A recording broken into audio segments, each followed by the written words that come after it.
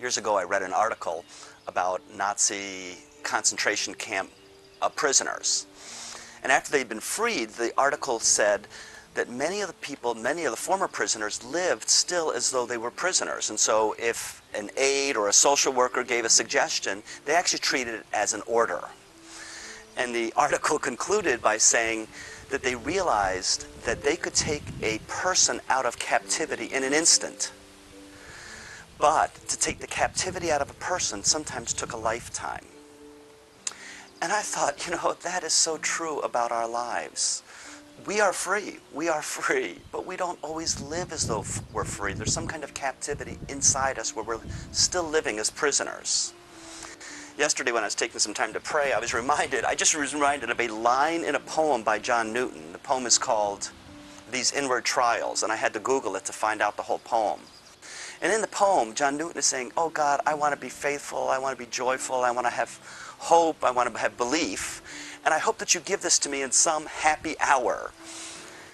But the poem concludes with God speaking to John Newton, and the poem says, these inward trials I employ from pride and self to set you free, to break the schemes of earthly joy, that you may find your joy in me.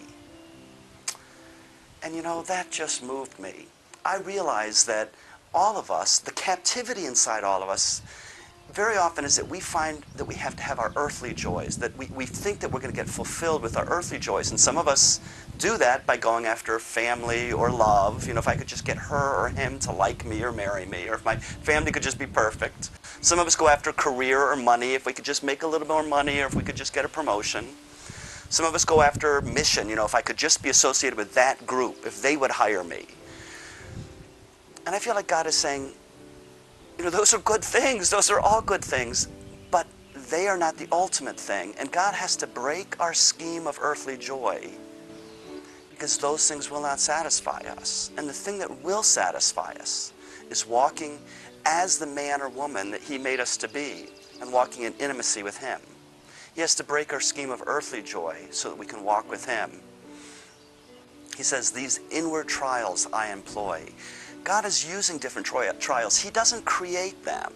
You know, He didn't create the brokenness in the world, and yet He's able to use the brokenness of the world to break us free from the captivity, the inner captivity of our heart, so that we can find our joy in Him.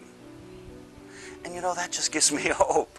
That just gives me hope. When God is allowing these trials to happen, they're not well, sometimes they're very horrible.